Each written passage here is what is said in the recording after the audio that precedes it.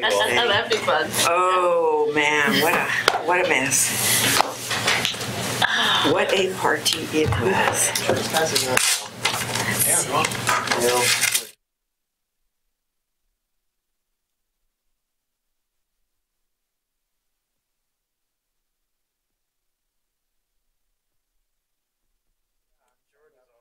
I know. I saw your email, so I looked it up to find out a little bit more about. Yeah, it's really interesting. You know, what it was. I'm very curious to.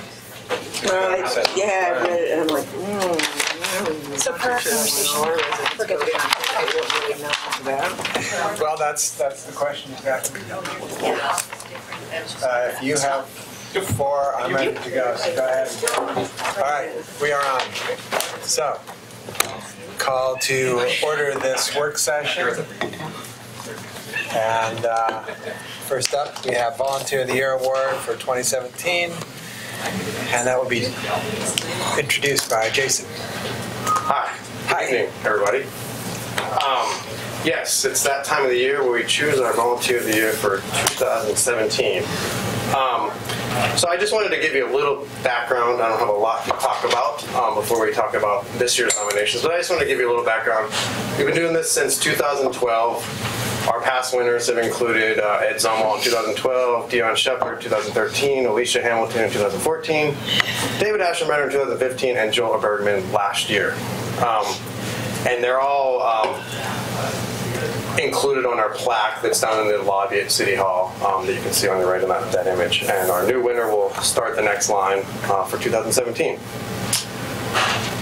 So the nominations in your staff report that you saw, we started this process on December 29th, 2017, and then we ended it on February 16th. We got 11 nominations and 6 individuals, so obviously some of the individuals were nominated more than once. They're listed here in alphabetical order by last name. So Ray Bryan, Lisa Gunyon-Rinker, Linda Hedges, Greg Heemer, Julie Tans, and Yvonne Tyler are our 6 nominees for this year, and hopefully I pronounced them all correctly.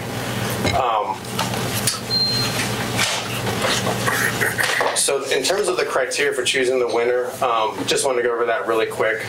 It's fairly broad, but longevity of service to the community is something that we look at. Some contribution of volunteer service in 2017 within the nominee's total volunteer efforts, service within the city limits of Milwaukee, and then some contribution to a city-related activity such as, participation on a board, commission, or committee, or an NDA, possibly events, something like that is taken into consideration as well. But those are generally the criteria that the council looks at to make the decision on who the winner is going to be. So.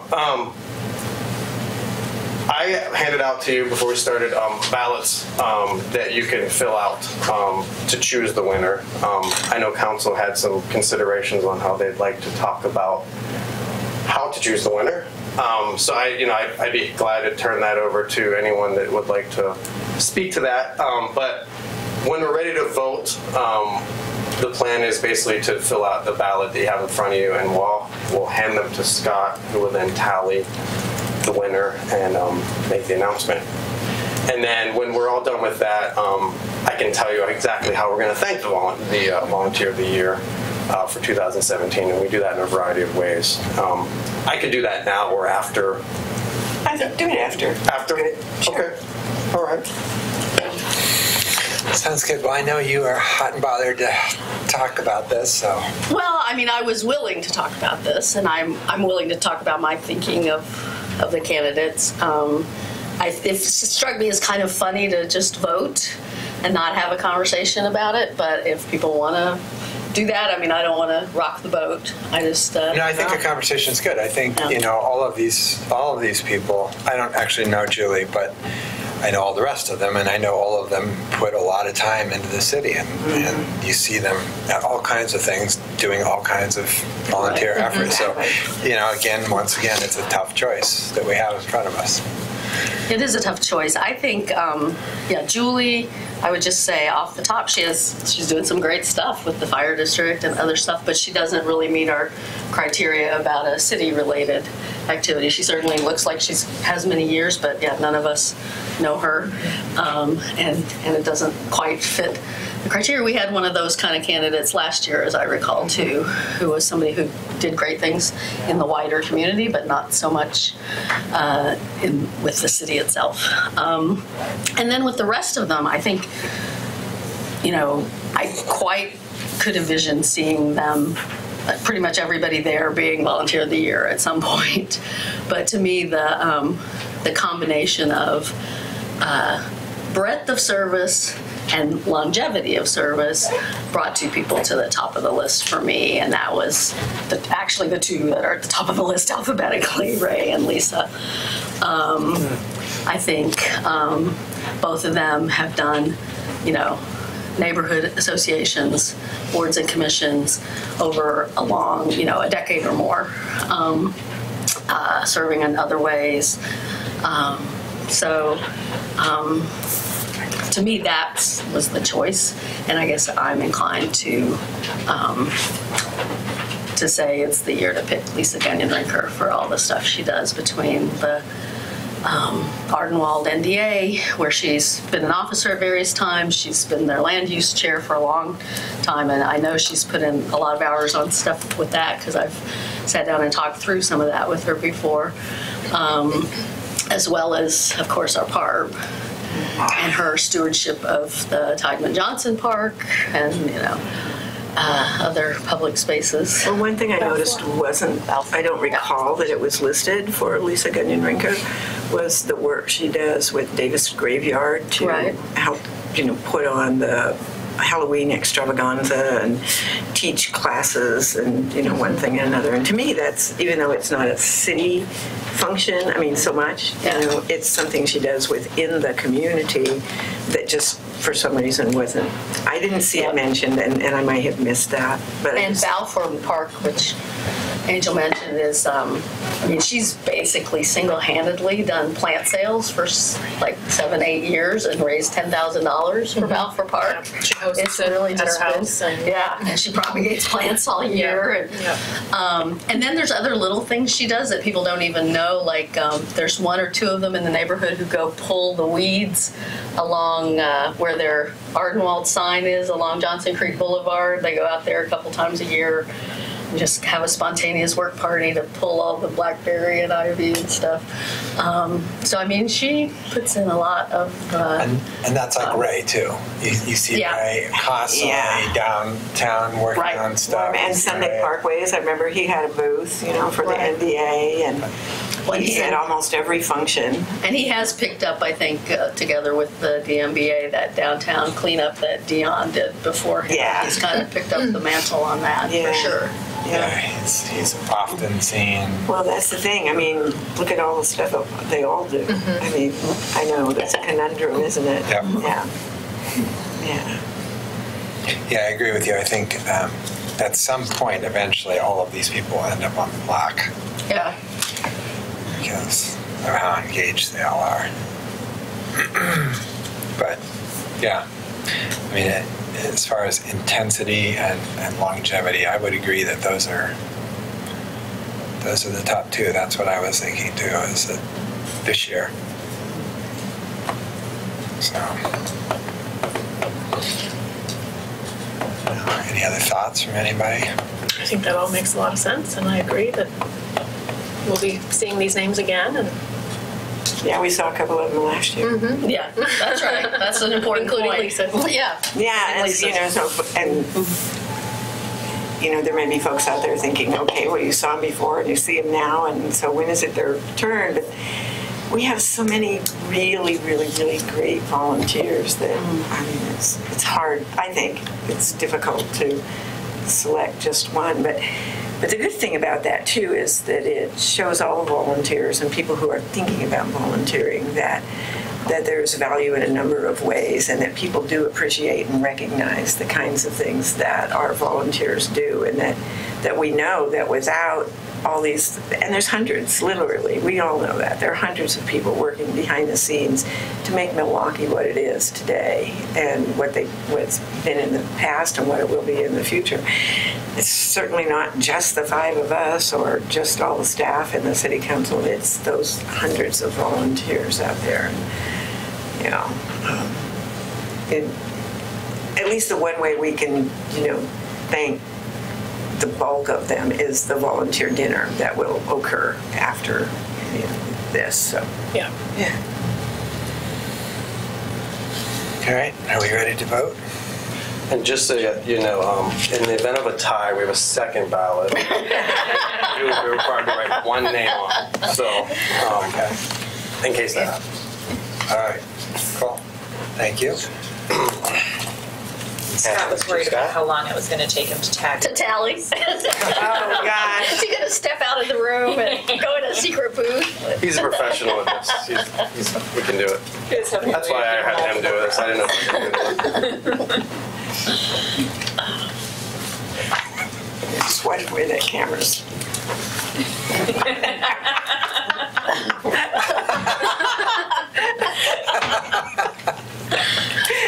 Super secret ballot. Yeah. So I guess while he's counting, you can start telling us about. Yeah. So, as was mentioned, we will thank the winner. Well, the winner will be notified if they're not watching tonight, obviously, either today or tomorrow morning. We'll put out a press release. Jordan will put out a press release to all local media about the winner. We will feature them in the front cover of the April pilot. If you look up there, that's what we did last year for Joel when he was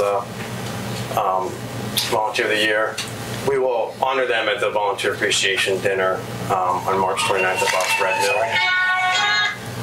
And that will include a hand-carved wooden plaque that we've been giving away out for the past several years. They'll also get their a little metal plate on the plaque that's in the lobby that'll be there forever. We'll do some social media posts,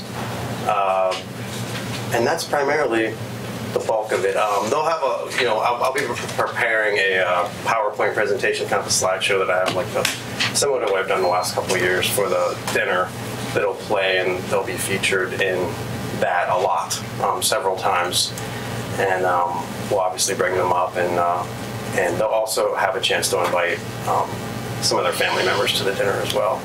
They get more invitation. They get the ability to bring multiple folks if they'd like to. So, let's be sure that all of the people who are mentioned here get a very special direct invitation to be at the dinner.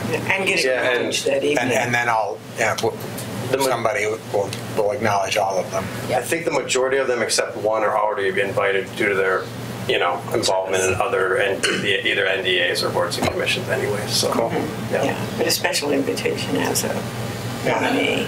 Sure. And the winner is? Lisa Gunyon-Rinker is your 2017 Volunteer of the Year. Oh, all right. Okay. So if you're watching, Lisa, congratulations. Yeah, she's probably not. She's at home from work yet. She's probably, I was going to say, she's still at work, isn't she? Right. Yeah, she's not at a PAR meeting, she's at work. All right, well, then we have our winner. Any questions or comments about it? No, nice invitations this year. Is there a theme this year?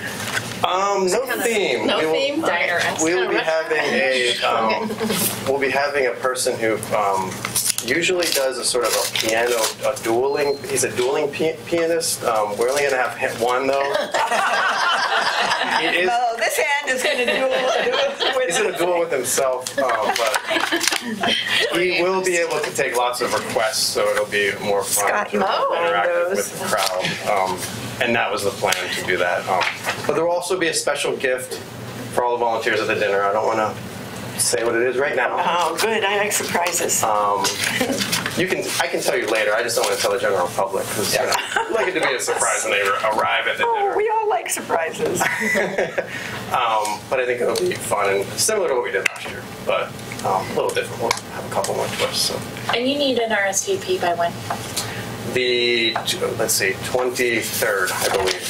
Yes, March 23rd. So if you could let him know. Yeah, let me know if you can make it. Thank you. Sure. Thank you. And tell me again what the date of the... It's on the invitation. The dinner? Yeah. 29th. The 29th. Okay. Cool. All right. Thank you. Good. Thank you. Jason. Thanks. Thanks, Jason. Thanks, Scott, for Kelly and gosh, I had a hard time. Thanks, Jordan.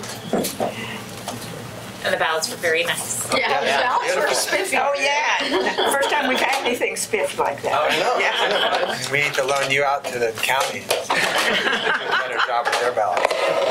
Could they vote on ballots? Maybe they'll be accurate.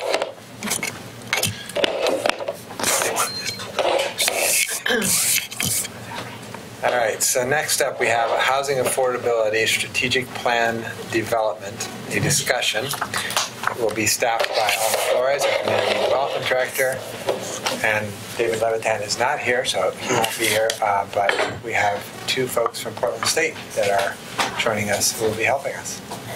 Just give me 1 second.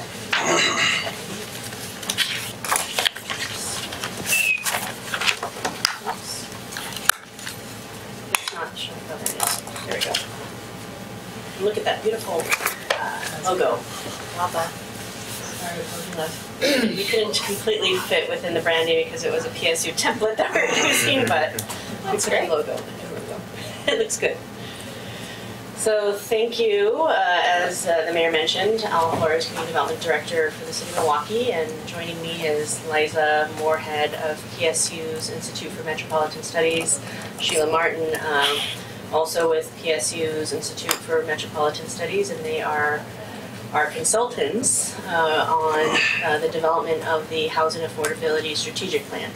And you've seen, as this has gone before you with the intergovernmental agreement, consent agenda items on the scope and the methodology that we've proposed. We wanted to come before you and give you an update on where we are to date in the process of the development of the strategic plan.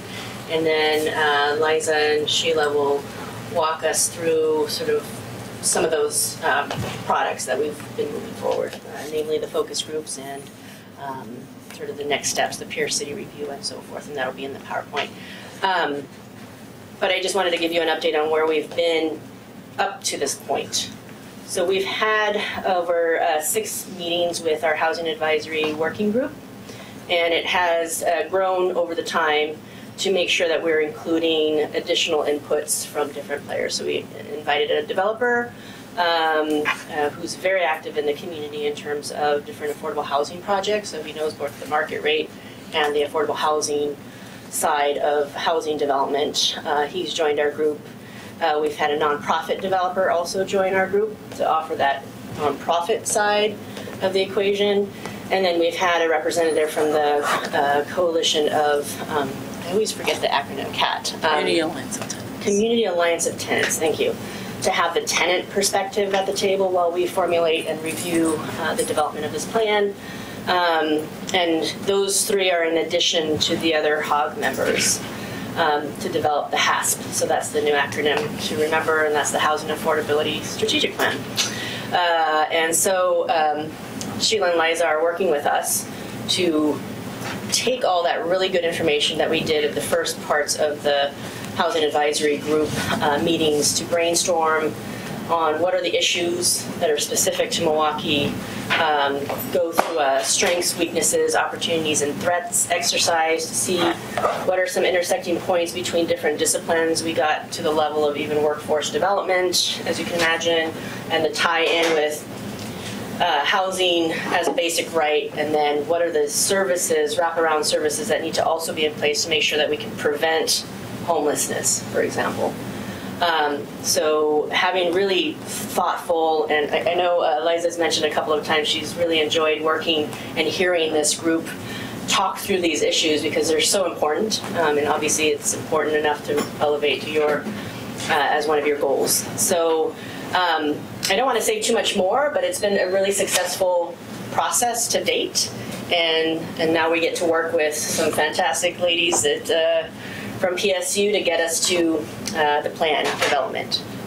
So with that, unless you have questions, on what we've done to date and where because we want to spend most of the time having you talk to us about what you want to, if we're going down the right direction. Good? Okay. Liza. Thank you. So tonight, I just want to share with you an update on some of the things we're working on for the strategic plan. And so I'm going to talk a little bit about best practices from peer cities, the focus groups that we are organizing, and the neighborhood profiles that we'll be organizing.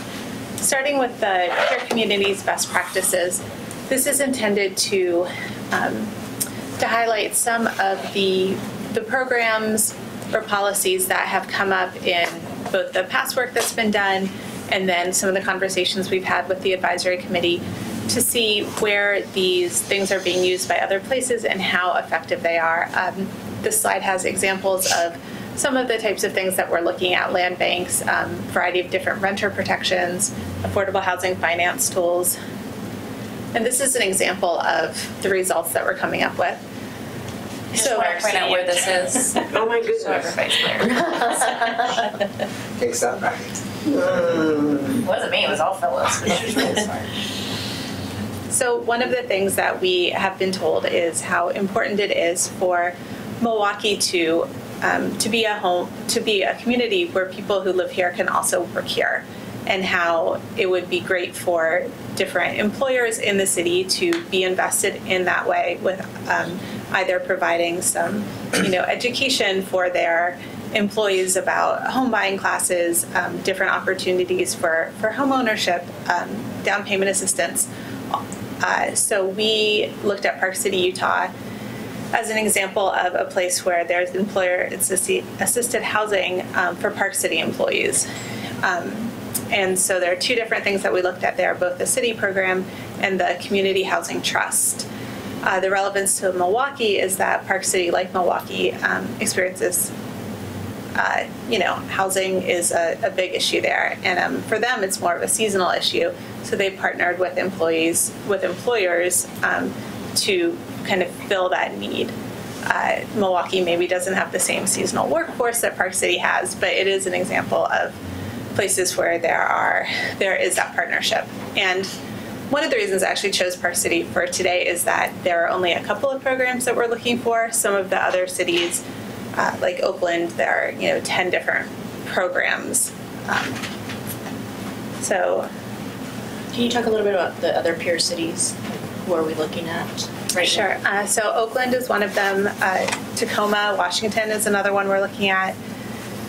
And then we're also looking at a number of different cities in Massachusetts that have land banking. So not Boston as much, but some of the smaller cities that are more of a peer to Milwaukee. We started kind of two different ways looking at the peer cities. One was looking at cities that we could identify that were similar to Milwaukee. So a smaller city with a strong working class identity in an upmarket metropolitan area. And then we also took another viewpoint where we looked for successful housing programs. So we wanted to find similar cities, but also successful programs to make sure that we weren't missing anything.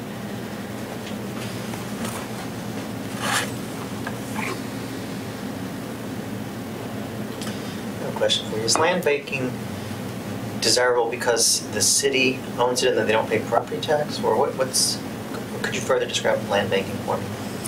So there are a couple of different ways that you can do land banking.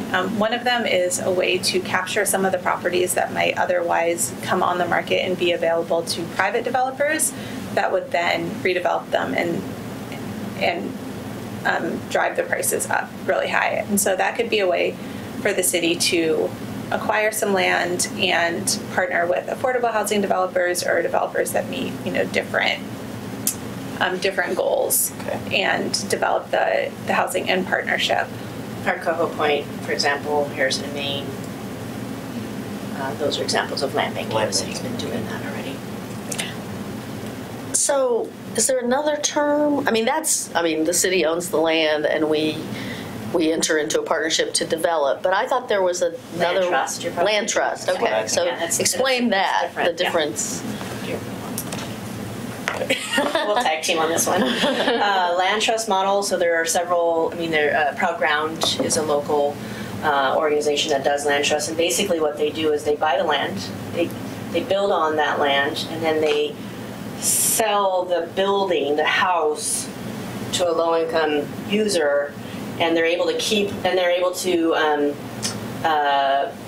there's a contract that goes along with it, and it says if you're going to sell, you can only get this amount of equity on it, and the land is still preserved via the organization, and that's why the price can still be affordable to the next buyer. And there are certain rules in there about when you can sell, how much profit you can make on it, and it needs to go to another low-income family, that type of thing, and it's all dependent. We used to have one actually in Clackamas County. There's one on Fuller Road. I'm sorry? The Fuller Road, there's a section that was built with the Clackamas County Land Trust. And their office used to be on 21st, I'm not actually, sure downtown. what happened to them, but either way, Proud Ground has been pretty active in Clackamas County trying to do that type of deal making. In Massachusetts, they do that quite a bit. There are a lot of nonprofits that take the land trust model. So that they can retain it as affordable longer term. And it was meant to also encourage away from just multifamily development in terms of affordable and move into home ownership options. Right. So that there's this progression of housing options depending on where you were in your income strata. So people can start to build Equity. Yeah, that's. I remember when we did the grand opening of the one on Fuller. The chamber did the grand opening of the one on Fuller, and the people that were just moving into the first house there were over the moon. Yeah. So tax-wise, they pay taxes on the structure, but the nonprofit entity is responsible for the land, right? So it helps them also with that cost. Because what you see in Portland when the tax abatement programs have all expired, because they had in Northeast Portland a 10-year tax abatement program, the one thing that was causing a lot of families to still be displaced was the property tax. Because all of a sudden they had to pay a $3,000 to $4,000 property tax, and they weren't necessarily in a position to save with that coming. So it's an issue. To recognize. But that's a whole nother tool. That's the tax exemption program. Right. We'll be looking at too. So next I want to talk a little bit about the focus groups that are evolving. We've been having the housing affordability work group meetings, which I just want to say Alma's right, I really enjoy. I am very impressed with the collective spirit and helpfulness of everyone who attends those meetings. It is unfortunately not as common as it should be to be in a room full of people where everyone is very excited and willing and eager to help. And so I've been very impressed with that group. But working with them, we've been, working on this plan and talking about the different tools that we're going to explore. And the focus group idea came. We just want to check in, with the people who this plan is for, to make sure that we are correctly understanding issues that they're having and places that they get information. So originally we, talked about a couple focus groups, and it's evolved into 4. And so I'll talk about each one of them separately to give you an idea of what we hope to gain from them and the group that we're targeting. None of which are represented in this picture. So the first one is landlords. And the idea is to talk to people both who are landlords of single-family and multifamily buildings at a variety of different housing types and price points. We want to get a better understanding of pressures that landlords face in the current housing market, the way that landlord-tenant relationships cause stress to them, or ways that tenant-landlord relationships are breaking down or preventing people from staying in their housing. And we're also interested in seeing places landlords access information about supportive services. One of the things that we hope to do with the plan is to strengthen existing programs.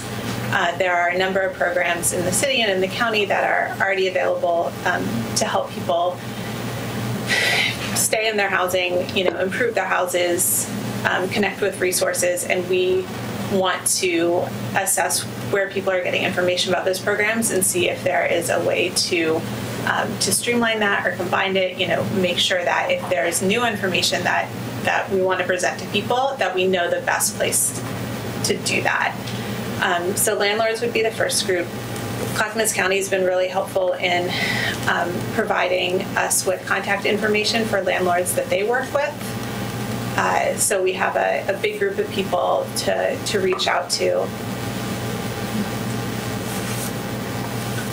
And the second group is homeowners.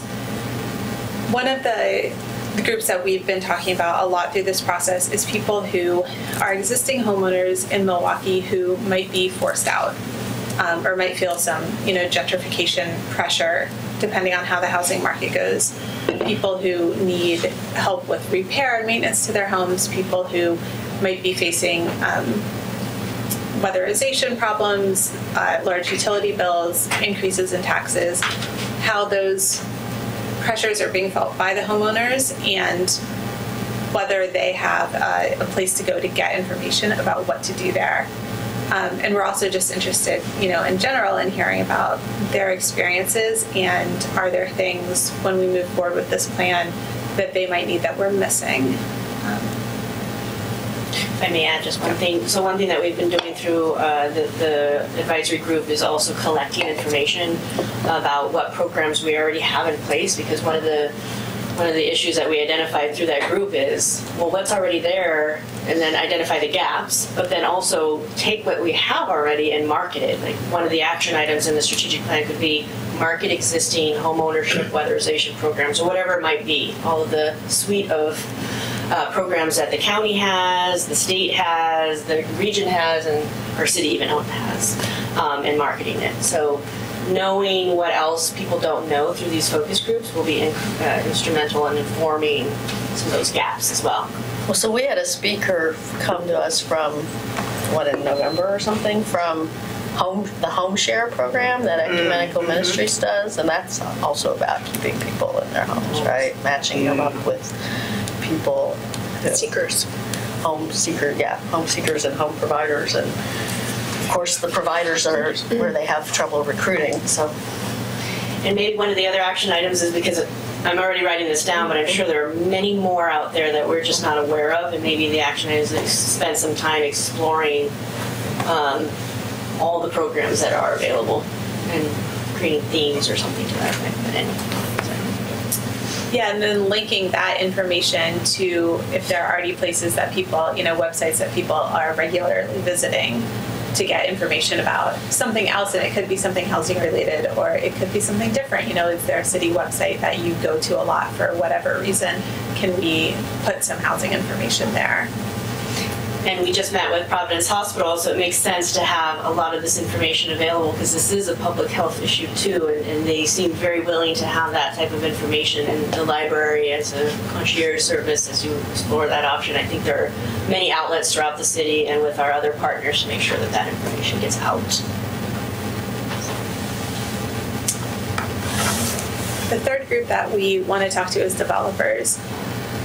This is for nonprofit developers of affordable and market rate housing. And I capitalized affordable to indicate that, we're looking at people who want to build nonprofits that want to build some housing with some subsidies, but also people who are interested in building any type of housing in the city of Milwaukee. People are interested in single family, multifamily, and mixed use housing. And from these folks, what we want to learn is how can the city better partner with developers to achieve the desired housing mix. So where they had success working with other municipalities in the region that are, under the same state regulations, what are things that cities have done that made the process faster, easier? What did they want you to know about what will make them successful in the city, and what opportunities, could exist that don't exist now. And so one of the focus groups that isn't listed in this detail is the tenant one, because we're still sorting through that with our partner at CAT. because it can't be done in a traditional way. It needs to be done. I think they suggested a listening session rather than, or no, what was it called? Listening circle. They had a term that I think more resonates more with tenants than it would, say, a traditional focus group that you would have with a developer or landlords, for instance. And that's one of the things that we've been working to be very conscious of. I mean, for everyone that we're going to talk to, but especially for tenants who we're asking to share some personal and vulnerable information with us. And that's one of the reasons that we've separated them out into 4 different groups. And with the tenants, we just want to make sure that people feel, comfortable and don't feel like there's going to be any retaliation or there's going to be, anything. I know I don't usually go and meet with a group of strangers and share information about my personal finances. It's kind of a big ask to get that information from people. So we're being as sensitive as we can, very small groups, and just everything that we can do. So we've been talking to Kat to get some best practices for when they do things like this, and things to make sure that we're being very sensitive and not sharing personal information that anyone shares with us. Oh, and I have drafts, and they're just drafts of the flyers that we're going to be using to advertise these groups. For each of the groups, I think we're aiming for 10 to 15 people per focus group, except for the tenant group, where I think that we will end up having smaller. Maybe we'll get 18 people, but we'll separate them into 3 small groups. So you can pass these around. I tried to redo them today with the city's new branding. So we didn't have your font, but we have a second font. So We've been rolling on branding. The branding document and the website look very nice.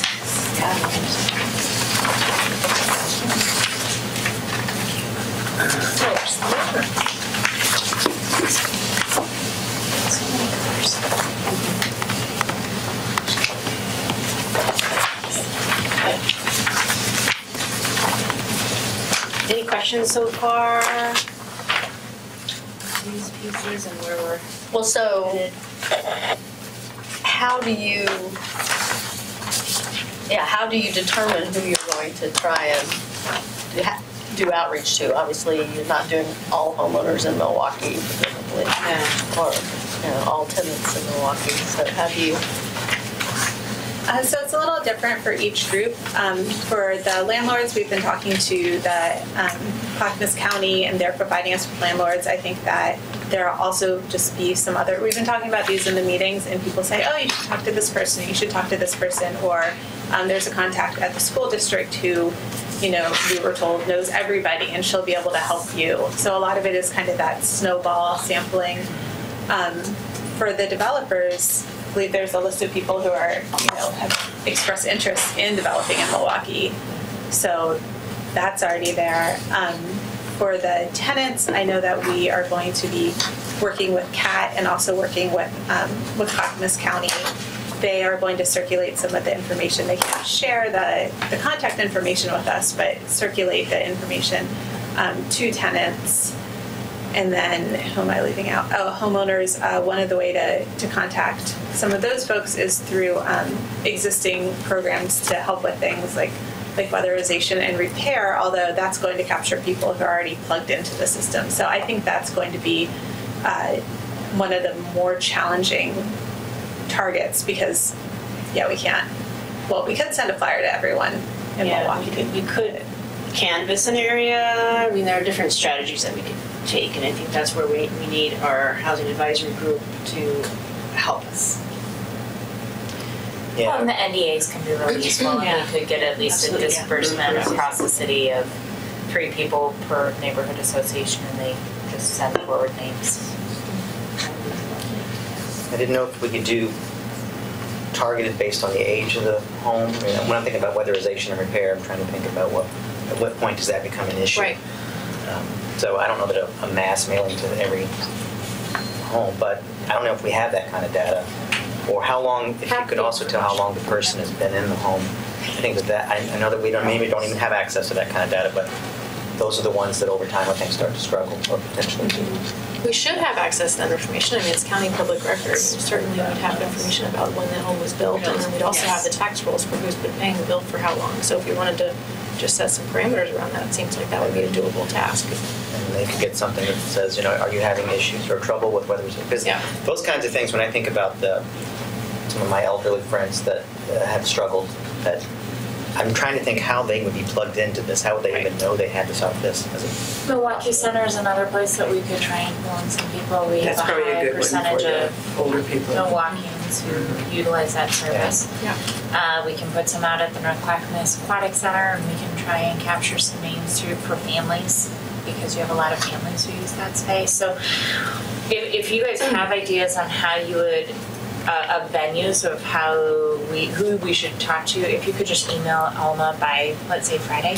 So I don't forget Wichita Center. Wichita Center, but specifically the woman, the homeless liaison for the school district. Yes. Katie. Yeah, and she's actually on our hog, but hasn't been able to attend. But I think this might be her. She could at least give you information about contacts. And I don't know if we keep track on as part of Tim Sawyer's work, if through his code enforcement work he starts maybe noticing. Seeing things. He also knows people who are struggling. Yeah. And he knows those interactions. We have a lot of cases over the course of the year that he'd be able to delve into. So if we wanted to get a smattering of those as well, we could pull some of those in. Great ideas. Thank you. Then the last thing I wanted to talk about is our neighborhood profiles. This is something that we will be adding to the report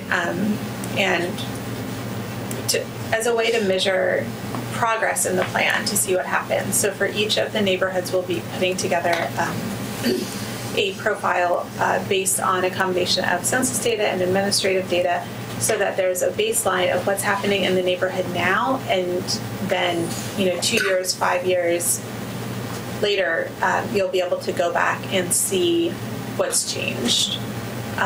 This will be similar to some of the neighborhood profiles that we have now on our Neighborhood Pulse site that IMS has, but they'll be custom, tailored to this plan. So we'll be looking at census data about the population. We'll also be looking at existing housing stock, neighborhood demographics, and wages to try to get an idea of whether or not people who live in these neighborhoods now have wage profiles similar to what the existing industry in the city pays. And I want to add that we've been getting a lot of great data from the county in terms of who's using their programs that we could geocode and then match against these neighborhood profiles to see, is that increasing, decreasing, or what's happening? Like, are these programs effective, and how many of our residents are using them? Sort of getting at that utilization rate, and then is there more that we can do? And that feeds into that gap analysis that I mentioned earlier about if we have these programs, who's using it, and can more people use it? And who's not? Who's How do not? we get that? Exactly. So we got, it wasn't housing related, but we got an email last week about this opportunity zones thing in the state's doing. Mm-hmm. And it was very interesting. I don't know if everybody else clicked on its map, but they had a map of the state of Oregon and the areas that are eligible to be considered as these opportunity zones. And in Milwaukee, it was basically Island Station and Ardenwald, which I took to mean those were the two areas with the lowest income. Yeah.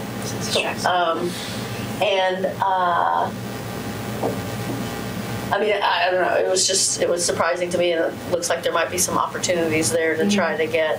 I mean, I did say that we would be interested in looking at it just because they're looking at it more comprehensively than they would typically, which is to focus simply on economic development. It's actually expanding beyond economic development to look at other tools and resources that could help low-income census tracts in this way. It's going to be interesting to me to watch because I've seen in the last 10 years in Island Station certainly a lot of turnover.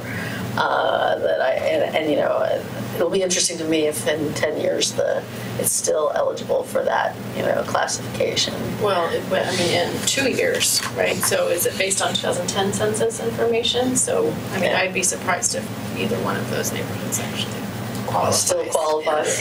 And I can say that it is changing because it's also using ACS data, which is done for every 3-year periods. When we were doing our expansion of our enterprise zone, that impacted us because when we first wanted to expand it, and it was based on low-income census tracts, at the time of our submittal, they had just received new ACS data, which then actually eliminated half of them, but because we had gotten it in right before the new ACS data, we weren't bound to the new ACS, but the next time we want to up that, it's going to be a totally different geography.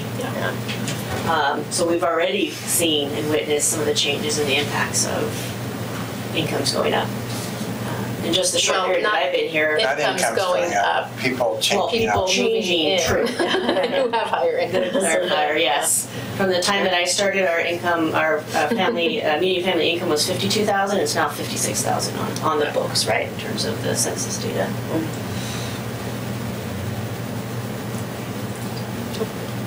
That's it, right? So now it's our questions for you. We gave you some reading.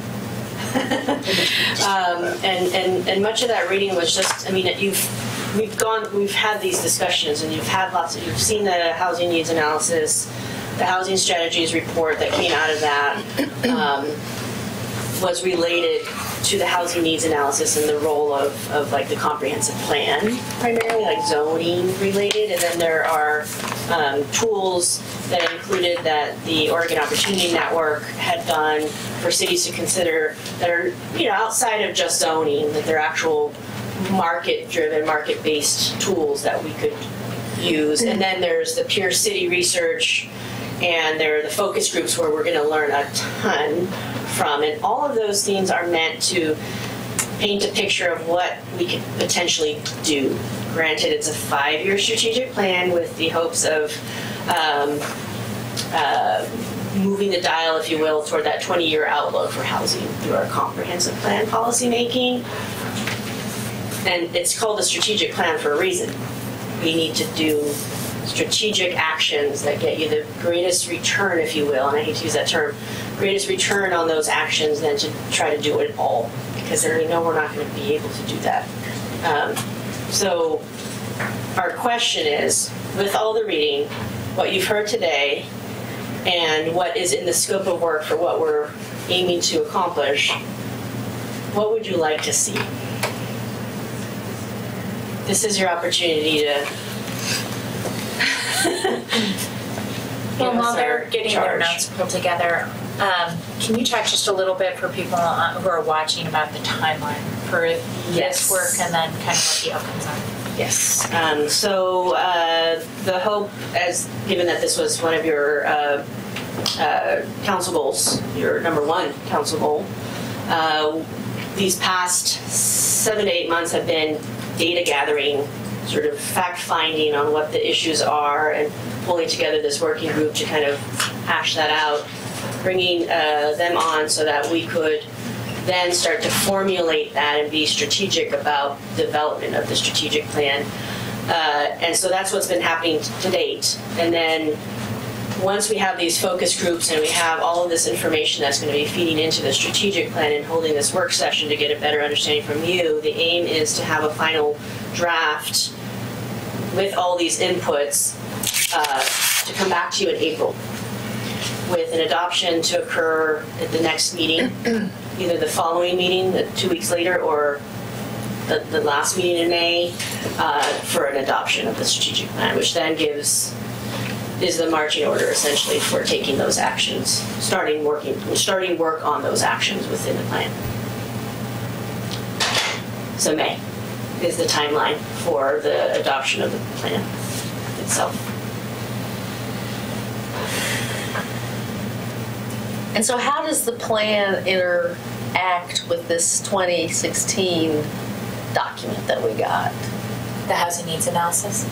Well, the strategy report. Yeah, it's the housing strategic plan that was done as part of the housing needs analysis. Yeah. So those are all considered background reports for the policy development that happens through the comprehensive plan process. And Denny's schedule for the comprehensive plan discussions to deal with housing specifically is in the second bucket. Right now he's working on the first bucket. What does he call them? They're not buckets. They're tracks.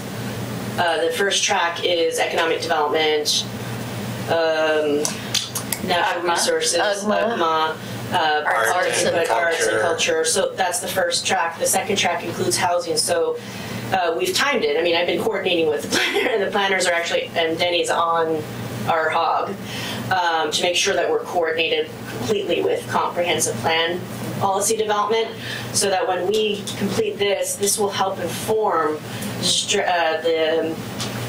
the policy lens that needs to be put in place for the comp plan, so that this is reversed. I'm going to be completely honest with you. Normally, you have your comprehensive plan policies put in place, and then from that you develop strategies. But we're kind of working backwards, and it's David and Denny assured me that this is going to work because we know about these issues. We know what needs to happen. So there's no reason to wait for the comprehensive plan, because some of these actions are not just driven by land use.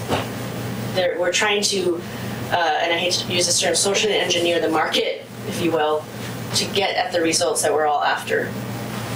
So having the strategic plan come before the comprehensive plan policy making is okay. And they'll inform each other. They'll work in concert with one another. No, it seems like maybe it's backwards, because typically people have already done the comprehensive plan. Exactly. And that's just the reality of life. Exactly. But in a perfect world, it does seem like you would do your comp plan after this, because some of the strategies are going to be better zoning here, different rules there. Yeah. Which means you got to go back into your comp plan and change it. Yeah. So it's working out, I think. I think it's going to be a good intersection. Well, nobody lives in a perfect world. We live in the real world where we're faced with We're making a perfect world. I wish. Well, so how much, so like this plan, this 2016 document has a lot about code amendments, for example, and that's different than what you're talking about here with land banking and other kinds of financial tools. Yes. So is this HASP going to be both of those? Or is it really more about the financial and the marketing tools? That's the question for you. We could start working on some of those items that are code related while we're doing the work of the comprehensive plan. Because keep in mind, it's a 5-year strategic plan, and the comp plan is going to be done in 2 years. We have 3 years to start. Actually, even before that, we could start working on some of those actions that are code related, that don't disrupt the the staffing levels for the work that still needs to happen. But we can start thinking about those levers that need to be changed. For instance, accessory dwelling units. What's causing us not to have more of them? We kind of know, and it was identified on page 12 of the report that Angelo Planning Group did for us. We know we need to take certain actions to help course correct, if you will. If we want to see more of those, this is what we need to do. We can start that now. We don't need to wait until the comprehensive plan tells us the same thing. And we literally have a staff report ready to start that as soon as you guys have prioritized what your strategy is going into this, so that we time them appropriately. So we have a number of conversations that are getting set up for you based on what you tell us is your priority out of this plan, so that we put them to you in an order that makes sense and hits what you believe are the highest priorities first. Because we're limited on staff time. Sure. But that's kind of my question back to you, and that's where I would start with all of this. I mean, there's all kinds of great ideas, all kinds of processes that many of us have heard before at smart cities conferences and at all these things. What we never know, what we never hear is, and this process got us a whole bunch of housing. Yeah. And this process, it took just as much time, got us 10 houses. And that's, I mean, ADUs is kind of a perfect example, right? We put a lot of, I mean, I've put a lot of time and effort into having conversations with the county and other people about SDCs and how do we get our SDCs down. And I made the poor people at MPAC sit through presentations on SDCs and all this stuff. But in the end, if we only get 30 ADUs built, how much have we really moved the needle by jumping through all those hoops? And if some other program, and maybe I've never even heard of this other program, gets us 300 units of affordable housing, that's the one I want you to start with, right? So it kind of has to go back to you. Of all of these concepts, which ones in cities our size that are not out by themselves in the middle of nowhere but are part of a metro region have been the most effective and caused the most affordable housing to be built? I think it's not only cities our size, but cities with the economic demographics that we have. I mean, you know, reading this information from the HNA about the percentage of really low income people that we have and then low middle income people that we have is pretty frightening, you know, pretty scary. How do we manage them? They're not going to be able to move into something that, no matter how many of them you build, if it's $1,400 or $1,700 a month, our people aren't going to be able to afford that. So it's not just the size of the city, but the demographic, especially the economic demographics that go along with that when you look at Milwaukee as compared to others. And not just the income, but also, I mean, I don't know how many, you know, we're sort of we're making this a really narrow lens, but also, I mean, just the rapid change in housing prices. So it's not just income driven, but, you know, how much of income is getting eaten away by housing costs. I think that's another important, because you could look at, you know, a suburb outside of, you know, a metro that isn't experiencing this kind of a housing growth, right? And you come up with a different picture. It'd look different outside of San Francisco than it's going to look, you know, here or Detroit, actually, or Denver, even Denver, Colorado. San Francisco. I would be interested in one of the smaller, less affluent suburbs outside of San Francisco, outside of Seattle. That have been successful. Yeah, and this is. And then maybe there's not examples out there of small towns that have really knocked it out of the park, but maybe there are, and that's what I'd be interested in hearing about. And then what were those processes that worked? Yeah. So I also want to clarify, I don't think that everyone who is in danger of losing their home also qualifies for affordable housing, right? Oh, no. One of the things that we're doing here is we're looking at the stresses on housing. It's not just for affordable housing. And I just want to make sure everybody's aware that we're looking at that broad scope that you guys opened up when you said housing affordability. Yeah. Yeah, that missing middle as well as the... I think all of it. You know, all of it needs to be a part of these stressors, and we need to look at what makes it work for people in those stressful situations. Because as much as we'd all love to say there's a silver bullet to all of this, there isn't, unfortunately. And when you hear, if you build this, the demand and supply model, if you build more, that'll drive the cost down. But at the same time, if you're not building some affordable here, or you're not doing more middle housing or single family housing development, that can't be the only thing that solves your It'll end up problem. Sitting vacant and people still won't have them. So it needs to be Well, we know that there are 46,000, or as of 2 years ago, there were 46,000 people at 60% or below in the metro region. No matter how big a bond Metro passes, no matter how much the state gets out of their recent thing that they just passed, we're not going to touch 46,000. No. So how do we get the most? What gets us the farthest? So that's the goal of the focus groups. I mean, we really want to hear from the different players in this world to get at that. What would make them develop more, or what would they need to be able to stay in their home so that we're not Well, and the priority that we may put at the top of the list for you may be how do we keep people in the home, right? So I also want to be clear that this may not be how do we get more housing stock as your first priority. It's a very good Maybe point. that we find out that weatherization is the #1 program that could help people stay home, and that is the program we would recommend that you highlight for them to start with, and we sink assets and time into that. So I actually love that this is a broader conversation, and I really appreciate that Alma pulled PSU. Thank you guys. It's been a pleasure working with you. To look at this so that we can come to you and say, as much as we want to build new first, actually what we found out here is that if you do these things and we put staff time here for the next 6 months, you're going to keep the most people home, being able to be stable. So we recommend X. And I'm not saying that's going to happen. It could be totally opposite. Yeah. But we're trying to get you that recommendation. And there are cities that are doing that. There was a mayor I met in Chicago, a little bit bigger city than ours, but they had partnered with the electric utility, and they had been providing sort of low-income assistance on the electric bill. And they went, maybe what we should be doing instead of doing that is fixing the houses so they don't need to use so much electricity. So they reached out to the utility, then they started working with that. They ended up spending more money than they had been spending, but in the end it resulted in a huge shift. And if you can use these neighborhood profiles as well as perhaps data from some of those utility usage to target your outreach, you might find that you're going to end up with a much more effective program. Yeah.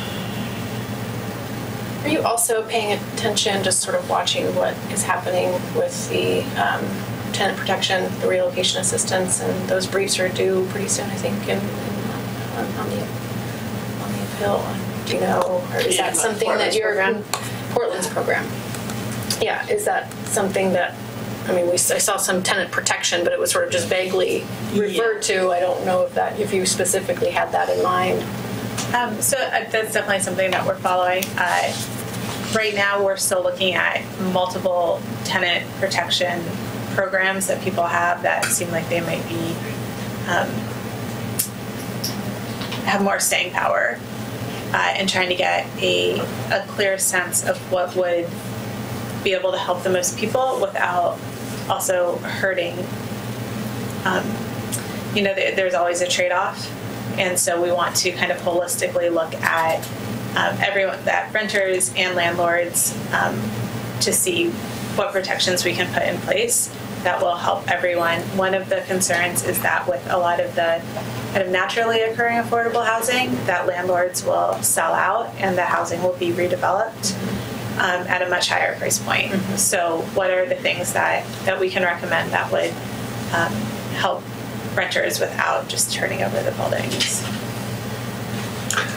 It would be good if in somewhere in this process we could identify any of those that still exist in Milwaukee, because I think that is going to be a way that some of the metro bond money can be spent, is to start to purchase some of those naturally occurring affordable housing complexes so that we can then control the... Yes.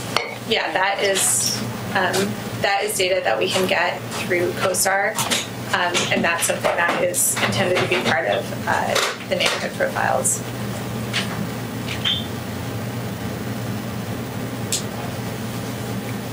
So were you thinking, Alma, that we would have a list of our top?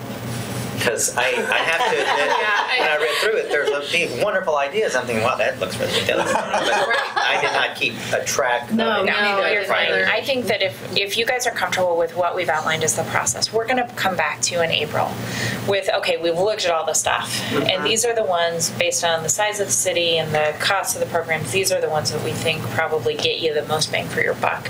You're going to have a chance to review that before you adopt the plan. So if you look at it and go, you missed one, and it's a really big one, and we want to make sure we talk about it, you can look at it at that point with context.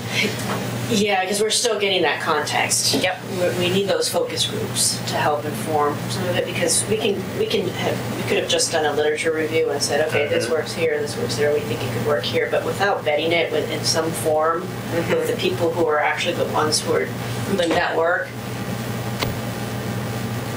it's not going to be a good plan.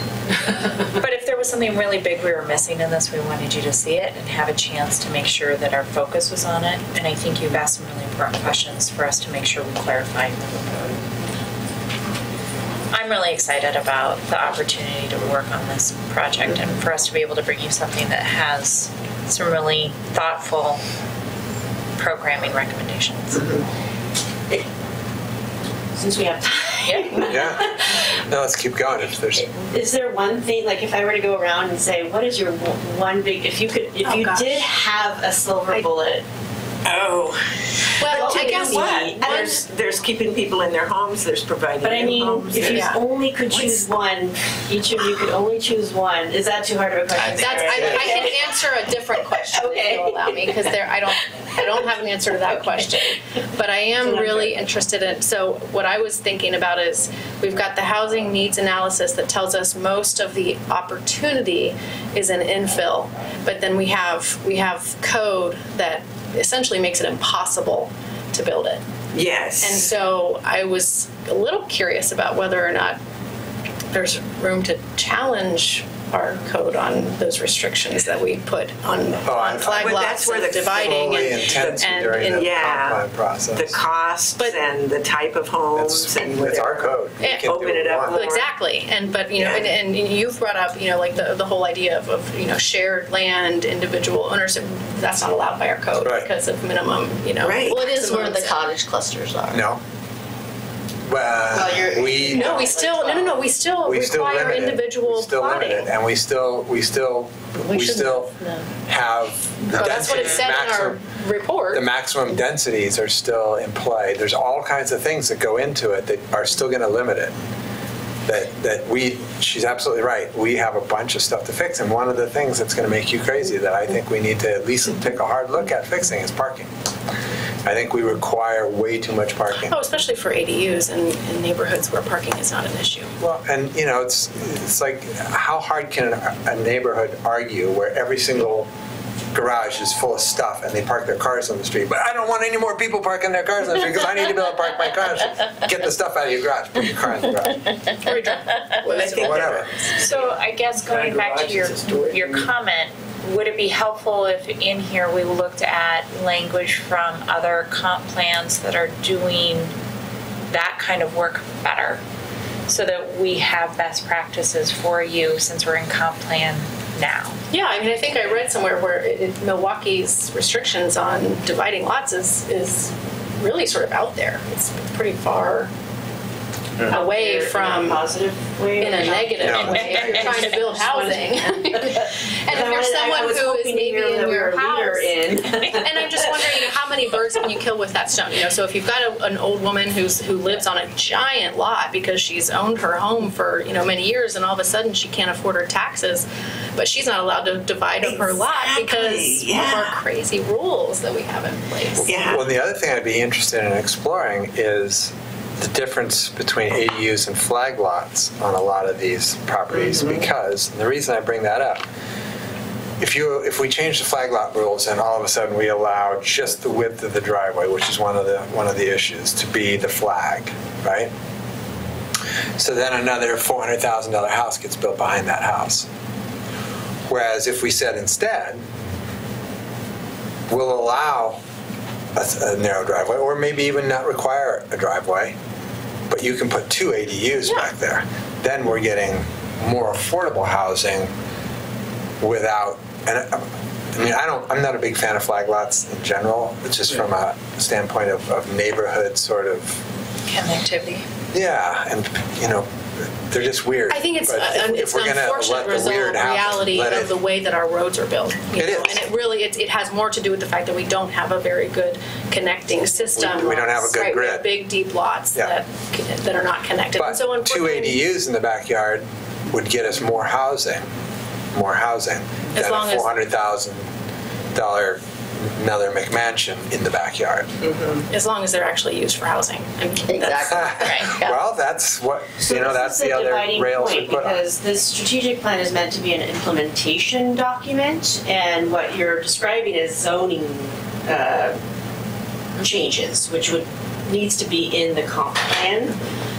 So what is the threshold? What do you want to see in terms of, because I could see a goal being streamline your zoning code as an action item within a implementation document, and then we could define some steps, maybe looking at what other cities are doing as a first step to see what language we could just basically plug and play with and what has been effective for them.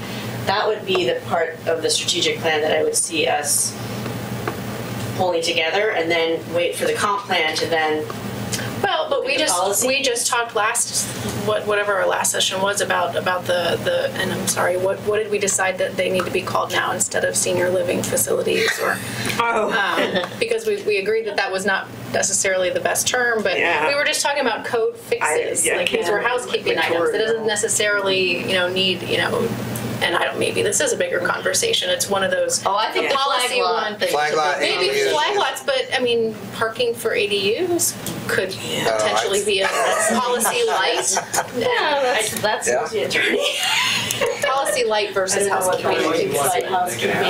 But so I guess I would rephrase your streamlining our zoning and code to saying, look holistically at our zoning and code and see where there are opportunities to improve the likelihood that more affordable housing gets built, integrated into the neighborhoods. Yeah.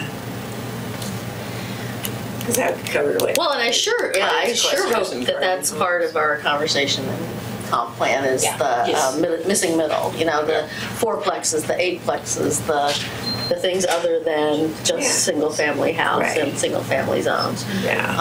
I like that concept of like in neighborhoods, you could build a duplex where one opening is on one street and the other one's on the other street, and it looks like, whatever way you look at it, it looks like a single-family home. I mean, that's, but we can't do that right now. So, well, you can. For some zones. Duplexes are more allowed in the city than a lot of stuff. But we don't allow triplexes. You can't do them in my fourplexes, unless it's changed.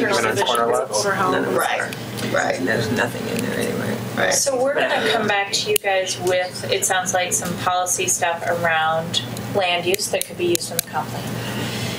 And just because we're starting now to get closer on time, is there anything, one last thing, that people feel like we need to make sure we put into this discussion? I don't know yet, not till we see kind of where we are. Then we're going to come back. And you guys, if the document we come back with is lacking on something that's really critical, then we delay it a couple weeks and we figure that piece out before you come back with an adoption. Okay? Yeah, no maximum densities or minimum densities. I think We're not doing zoning. because I think that's a place where we put ourselves in all kinds of boxes with that stuff. I would personally like to do away with density-based zoning altogether. Go form-based zoning. Straight up. Yeah, but I agree with you, but we're going to have conversations that's going to be a bigger conversation. And I think the planning department is so capable of handling those without you. Stay focused on this strategic. And the strategies and the goals and focus on that. Thanks, you. Thank you. Thank you. Thanks so much. Oh, and I don't know if you caught the article on the Sunday about the evictions price. A copy. Oh, thank you. And it's a lovely piece. Well, it's a very depressing piece, but it's a lovely piece on the impacts of eviction on children. On children. Did you ever make it all the way to evicted? Yes. I still have it. Did I hand that to you? Someone else? No, I got a copy. Before we leave work session, there's an exec session to be announced as well. Oh, okay. I have the text there. Yeah, you can use mine. I don't get the original. I don't see any newspaper. Do you need a copy? Sure. Anne said. Yeah. And I can read it. Thank you very much. Thank you. Thanks. See you soon. So we are going into exec session pursuant to ORS 192.6602D to conduct deliberations with persons designated by the governing body to carry on labor negotiations. So we are off air now. Are we? Thank you. That was.